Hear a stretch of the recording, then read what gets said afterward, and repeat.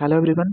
आज हम लोग बात करते हैं असेसमेंट ईयर और प्रीवियस ईयर के बारे में, यानी निर्धारण वर्ष और गत वर्ष के बारे में। तो सबसे पहले हम लोग बात करते हैं असेसमेंट ईयर की, यानी असेसमेंट ईयर होता क्या है।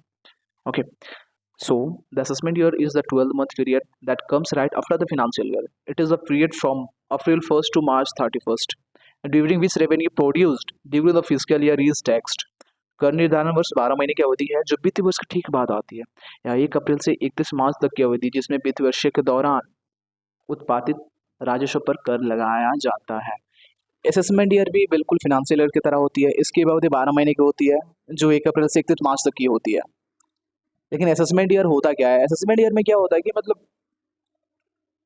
किसी व्यक्ति या फिर कोई भी संस्था द्वारा गत वर्ष में जो भी आय या फिर संपत्ति या लाभ अर्जित की गई है उन पर टैक्स लगाया जाता है असेसमेंट ईयर में। यानी जो भी आय आपने अर्जित किया है जिस वर्ष उस पर टैक्स लगाया जाता है उसे हम असेसमेंट ईयर कहेंगे। यानी जिस वर्ष पे आपका टैक्स कैलकुलेट किया जाता है, जिस वर्ष आपका कर का निर्धारण किया जाता है उसे असेसमेंट ईयर माना जाएगा। ओके, जैसे कि एक एग्जांपल है हमारे पास कि सचिन 31 जुलाई 2023 को अपना टैक्स जमा करते हैं। 31 जुलाई 2023 यानी 2023 को टैक्स जमा कर रहे हैं, इसलिए उनका असेसमेंट ईयर 2022 और 23 माना जाएगा, क्योंकि उनका गत वर्ष यानी अर्निंग ईयर्स था 2021 और 22। यानी 21-22 को उन्होंने इनकम अर्न किया है और 31 जुलाई 2023 को यानी 2023 को उन्होंने जमा करा, इसलिए उनका असेसमेंट ईयर 2022 और 23 माना जाएगा।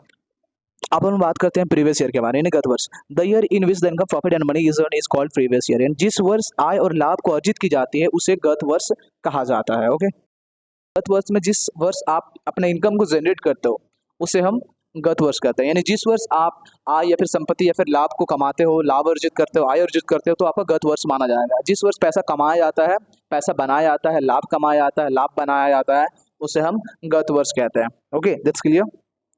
तो ये क्या होता है? ये असेसमेंट ईयर से पहले होता है, असेसमेंट ईयर गत वर्ष के बाद में आती है। ओके, तो सबसे पहले प्रीवियस ईयर होता है, उसके बाद ही असेसमेंट ईयर होगा, क्योंकि जब तक आप पैसा कमाओगे नहीं तो फिर आप टैक्स कहाँ से दोगे। इसलिए गत वर्ष में पैसा कमाया जाता है और जैसे असेसमेंट ईयर में टैक्स पे किया जाता है। एक एग्जाम्पल है, Rahul earn 50 lakhs income from his business 23 and 24, यानी 23-24 के दौरान राहुल ने 50 लाख रुपए अपने बिजनेस से अर्न किए। ठीक है, तो 23-24 उनका क्या हो जाएगा? गत वर्ष हो जाएगा। गत वर्ष में उन्होंने 50 लाख रुपए अर्न किए, तो उनका असेसमेंट की वो ईयर्स क्या हो जाएगा? 2024 और 25, क्योंकि उनका गत वर्ष से 23-24 यानी 23-24 को उन्होंने 50 लाख रुपए अर्न किए, तो उनका ऑब्वियस असेसमेंट ईयर हो जाएगा उनके बाद, यानी 2024-25 उनका असेसमेंट ईयर होगा और 2023-24 उनका अर्निंग ईयर यानी प्रीवियस ईयर यानी प्रीवियस ईयर के दौरान 50 लाख रुपए अर्न किए। तो फिर ज़्यादा इसमें डिफरेंस है नहीं। आई थिंक आप लोगों को समझ में आ गई होगी। Thank you, thanks for the watching this video.